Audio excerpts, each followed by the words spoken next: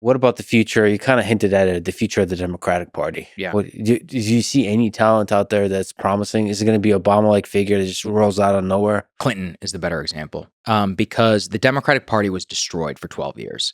From the 1980 election to 1992. They're 12 years out of power. In periods of that long of an era, it takes somebody literally brand new who is not tainted by the previous to convince the base that you can win and convince the country that you're going in a new direction. So I would not put my money on anybody tainted by the Great Awakening, by TDS, by the insanity of the Trump era. That has to be somebody post that, and or somebody who is able to reform themselves. It will, in my opinion, it will likely not be any establishment politician of today who will emerge for the future. Like I said, my dark horse is Dean. I think that the Democratic base is going to give Dean a shit ton of credit, and they should, for him being out. And look, let's be honest, he's a no-name congressman from Minnesota. Nobody cared who Dean Phillips was. But just like Obama, he had courage, and he came out and spoke early when it mattered.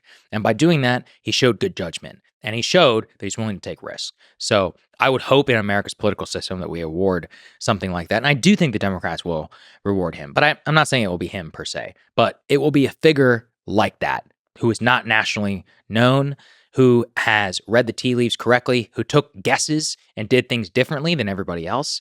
And most of all, I'm hoping that heterodox attitudes, ideas, behaviors, by definition, after a blowout, those will likely be the ones that are rewarded. So I cannot give a name, but I can just describe the circumstances for what it will look like. Can you imagine an amorphous figure that's a progressive populist?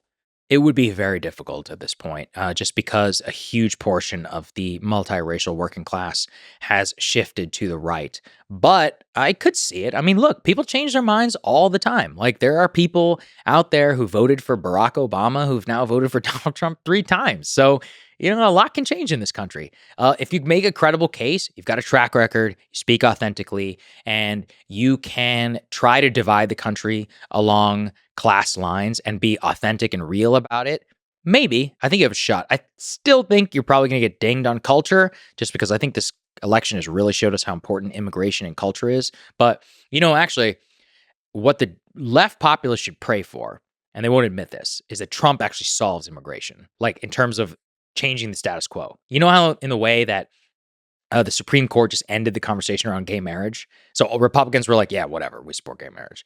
Because they're like, that's the law of the land. It is what it is.